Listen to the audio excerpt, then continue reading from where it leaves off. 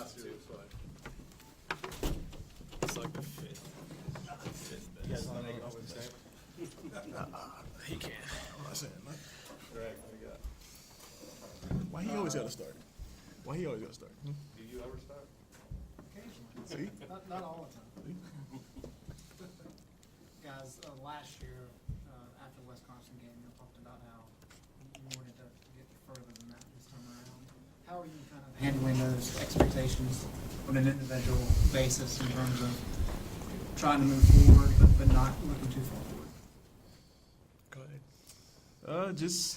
We're a very experienced team, so we just try to use that to our advantage when we take in consideration of going into this game. Just because we had a great chance of going a little further than what we did. It's just we have guys like Joel and Justin that weren't exactly in the right position to try and help us to win that game. But we have those guys back and they have this same experience that we do in getting to the Sweet 16. So we just have to use that to our advantage.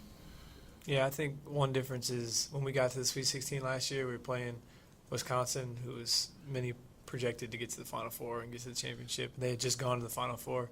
But now we're the team that's expected to make the run and expected to win. So I think that changes our expectations on the individual level too. We obviously expected to win the game last year, but no one else did except for our team. So now that we have all the expectations and stuff, I feel like there's more of a seriousness and focus about this needing to be done rather than hoping it gets done. One of the things Mike Krzyzewski always preaches over at Duke is that each team is its own separate unit and you only pay attention to that season. Is that even a possibility for guys like you that have been here for 4 years to enjoy this ride individually as opposed to what your career has been at this point? He definitely has a good point. Everything you did in the past doesn't really matter. This is a different group. Whether it's the same collection of guys that are still at different points in our careers, we're playing different basketball.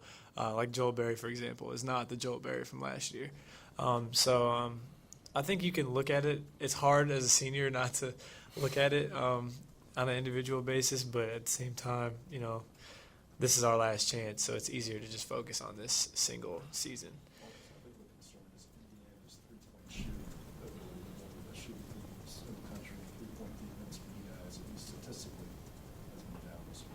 Yeah. Actually, I was just reading an article about how three-point field goal defense is not something that's always the control of the defense. I don't know if you guys are into statistics and stuff like that, but it's definitely a concern of ours, and the only way to really impact that is to limit the number of attempts they get. So we're going to try to guard the three. Guarding the ball, staying in front of Yogi Ferrell is going to be really important because he creates a lot of that stuff and a lot of their open looks. So that's probably one of our biggest focuses going into this game is guarding the ball so we don't have to help off shooters, similar to Duke and similar to Notre Dame. Maybe I think it was a Ken Palm article or something. I was Googling it today while I was in the Union, so I can send you the link if I find it. I will. No, I will. Because you guys, last year, were among the best three-point shooting defense in the league. This year it's like in the 200s. Is that just, like you're saying, kind of a lack of? Yeah, I guess. According to some people, I guess that's just how it goes. But I think we had personnel. JP was great last year. Our perimeter defense was really good last year. But this year, our entire defense overall better. And I think I don't know. It's hard to explain why our three-point defense can be 200 spots different from one year to another. Marcus, the other night after you guys won Saturday, you said now the fun really starts. Yet it's also a business trip. How do you kind of create that balance of the fun and the business trip? Well, when I said the fun really starts is like this is where it really gets, everything is riding on your season right now. And you have to enjoy it. There's only 16 teams playing left. So you got to enjoy, the traveling, the hanging out with the guys and everything. But the only way to truly enjoy it is to go out there and play your best basketball. And that's what we think of when we think of having fun, is going out there and playing great and, winning and advancing. And you guys have come off as being very, very loose the last few weeks, too. How much does that kind of help offset the stress of maybe what you are also trying to achieve? I think that's just the personality of our team. We got guys like Bryce and Theo that are always, joking around and loose at shoot-arounds and stuff, and that's just kind of the personality of our team. But once the game starts, it's a completely different tone. For both of you guys, I know that at this time of year, you can't look past the next game because there may not be one after that. But when the brackets come out and you looked at that and you kind of saw Indiana and Kentucky in that same area of the bracket, what went through your mind? Was it an excitement? Was it a kind of, wow, we got a tough road? Or what was your reaction to that? Just ready to play. Just to be honest, it's my last ride and trying to get to the Final Four, and that's the biggest goal that we've been trying to get to. And it's just, I didn't really look at that. I was hoping that the tournament would be pretty good to watch, which it has been. It's been unpredictable. So, that's the biggest thing. I wasn't really looking at the teams that are in it. I was just like, hey, I just want to watch some good basketball and play good basketball at the same time. Yeah, I just noticed how many. Well, as a guard, I just looked at the guard play in our bracket. I was like, geez, we got all the best guards in one corner of the bracket, which was pretty cool. But other than that, it never plays out the way it never goes chalk. So you can never look too far ahead. And a lot of people were saying we weren't going to make it out of the first weekend. So a lot of my attention was trying to help us get out of that first weekend. Here we are. How much of an asset is it for you guys to be able to play small the way you have been with the 4 perimeter guys? You're defending well with it. You're rebounding well with it, with Brice in particular in the middle. How much of an asset is it? It helps a lot. Being able to use different lineups in the tournament is huge because, it's not ACC play where you get 3 days to scout somebody and you've played against them before and you know what they're going to do. You're playing teams from different conferences, different, just completely different styles of play from one game to the next. So having the ability to go small can save us in a lot of opportunities. And, even when we matched up Theo with Bentel in that Providence game, gave him a different look than he's probably used to, having a guard basically guard him. So it helps us out a lot. And you got to credit Justin and Theo for being so versatile that we can, mix the lineups up. Brice, do you like playing in that with one less big, or just the smaller lineup where you're the lone guy in the middle, let's say? I definitely like playing with it. It's just, I think I like playing with Isaiah a little bit better, just because we kind of cover each other up on the defensive end. We know that we can come from over the top and be able to block shots and just save each other's rear ends in that regard. But playing with the small lineup is a lot of fun, just because I'm the only big in there, and coaches always like, don't. It's usually to our advantage, and I need you to post up at all times on there because you're the only big in there. We want to be able to use that to our advantage. How do you guys think people didn't think you would get out? I don't know. We've always been an underdog half the year. If you look at it, you have a lot of people that say we were underdogs in a lot of games, and we proved them wrong in all those regards. So keep calling us the underdogs. We're gonna just keep proving you wrong. I have no idea. It was interesting to see that when the brackets came out and hearing people talk, because pretty sure we were the number 2 overall seed behind Kansas, and everybody had Kansas getting out of the first round. Everybody had Michigan State getting out of the first weekend. So it was everyone's got to have their own bracket. So Everybody just has to hit on this. Marcus, what's your history like? Do you guys have any kind of relationship with how long you know each other? I've been playing against him since 9th grade. We're both from the Midwest. He was playing with Indiana Elite, so basically every other weekend we'd be playing each other in the championship game in some tournament. And then we were teammates at the McDonald's game. So I've been around him for years, not since I guess freshman year when we played up at Indiana, but he's a good player, and me and him have been going at it, trying to be the best point guard in our class for a long time. So it'll be a good to see him out on the court again. Any memories stand out about your battles? Honestly, we had a lot of fun playing together in the McDonald's game. We both played pretty well and kind of played off each other a little bit. But in terms of going head-to-head, I think we played in Spiece, which is a big tournament in Indiana, and I think our team beat theirs in the championship. And they had beat us the last couple of times, so that was pretty cool. But that was also 10 years ago. I'm getting so old. Is this a last laugh scenario then between you two? I don't really think it's about us two. It's more about us trying to advance.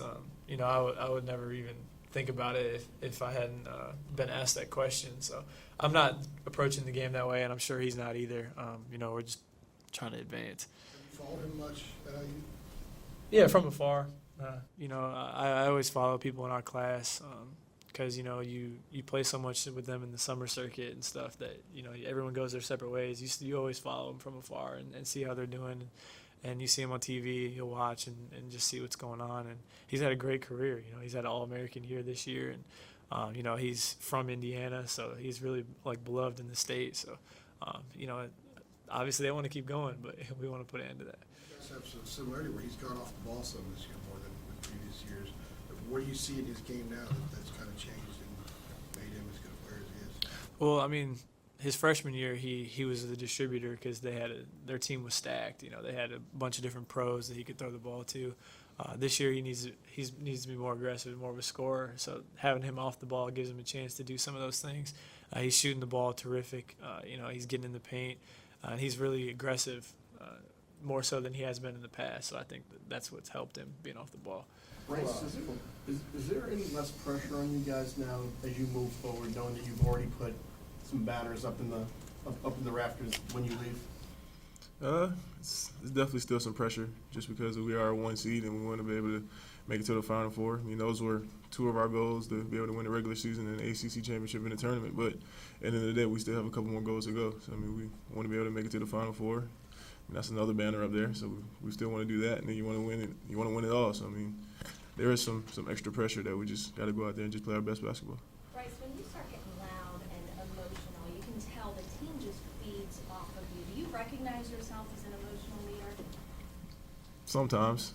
I think Theo is more of the emotional leader because, Theo talks a little more than I do. I scream after I dunk and a couple blocks here and there. But I do realize that sometimes in the heat of the moment, I do scream after a dunk, and usually a lot of guys feed off of it. Like Justin was screaming in the picture with me and him. I've never seen that out of him before. So I do realize it though. Do you feel unique in that sense because you count on one hand the amount of players through the years of Carolina who show that kind of emotion? Do you feel unique in that way? Yeah, I definitely do feel unique in that way just because Coach used to get mad at me for it, and now he loves it. He doesn't really say much to me about it. So, at first it was kind of weird doing it, but at the end of the day, I just had to remember that that's who I am, and that's just the way I play. Is that the way he is in the room, Marcus? Is Huh? that the way he is in the room? Oh, no, not even close.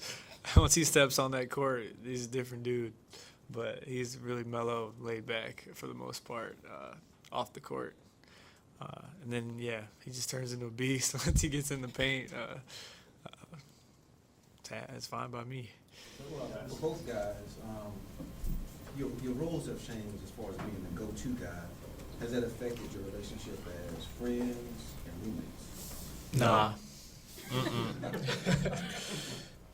Nope. For both you guys, what was the most valuable loss you guys had this season in terms of teaching you guys a lesson that you needed? Probably the Notre Dame game, the first one, up in South Bend. That'd probably be the one I'd say, just because we were up by so much, and then we just kind of let up off the gas, and they ended up beating us. And then just looking at the game in the tournament where we finished out the game, we played the entire game, and the outcome of that game is, that'd probably be the biggest thing I would say. What was the main thing after that you guys remember in terms of just learning from it and building off of it? Just like I said, just finishing the game. We were up on the road. Game day is the biggest game of the night. And then all of a sudden they wanted it more, and we can't allow that to happen. Coach was really defending Kennedy last night on the radio show. Where is he at from your guys' perspective? It's been obviously a really rough tournament for him, relatively speaking. Can he be an impact guy for you going forward still, you think? Yeah, he can definitely be an impact guy. I think sometimes with both of our centers, the matchup kind of dictates how well they can or how effective they can be.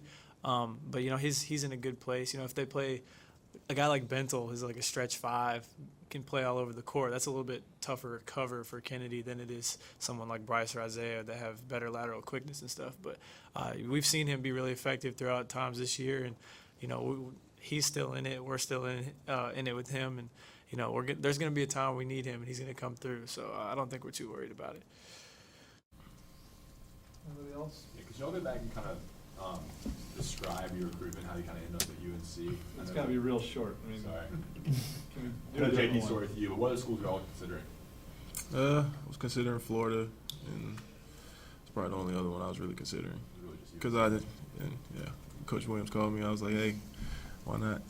Might as well. I mean, me coming here it was based off of location for me. Just after I lost my mom, I wanted to be close to my family. So, I mean, that was probably the biggest thing. And just why wouldn't you want to play in the ACC? It's the best conference in basketball. I mean, we got 6 teams in the Sweet 16 right now. I mean, and you have people still saying we're not the best conference. So, I mean, why not play in the best conference, supposedly? Yeah, it came down to Kansas, Iowa, and UNC for me. I was getting recruited by some other schools, but after I almost committed to Kansas my sophomore year, but then once I came down here and visited and stuff, that was pretty much it. Jeff Bradley wanted to ask Brice, can you please describe Marcus, since Marcus described you, right, Jeff? Yes. Thank you. Let's see, describing Marcus. He has a lot of smart remarks. Start with that. He likes to get under my skin sometimes, but I mean, he's a pretty laid back dude. He doesn't go out of his way to do anything crazy. I mean, sometimes I don't even see him, you know. I mean, he's not as laid back as I am, but I mean, he's a really cool dude, man. I enjoy having him as a brother, man. Like a brother I never had. Yeah. I haven't gotten sick of him yet. Maybe a little bit. Do you know any other players that read like analytic articles like Marcus seems No. to? That's another thing. Marcus, and he eats popcorn a lot. I have learned that the last 4 years. Yeah, it's a bad habit of mine. Since we're throwing those out. I do. I like to read. Whatever I come across, I read it because I feel like the more you know, the better prepared you are for any situation. Like maybe I want to be a coach someday, or maybe I want to, talk about basketball on TV. And the more I know about that kind of stuff, the more well-rounded I'll be in that regard. So. Do you have your own Ken Pom subscription? I wouldn't be surprised. You have your own Oh, Ken no. Pom subscription? I wouldn't be surprised if he did. No, I don't think I can afford it. $20 a year. A year? College. Who wants to spend $20 on that? High price meeting people. $20. That's like 3 meals. I mean, you guys have a budget to be able to do that. I don't have a budget. I don't have a budget to be Keep able to that do in mind. Remember Shabazz Napier? Popcorn like the official snack food of Iowa. I'm done. This. That's messed up, Kirsch. That's messed up. Oh, see y'all.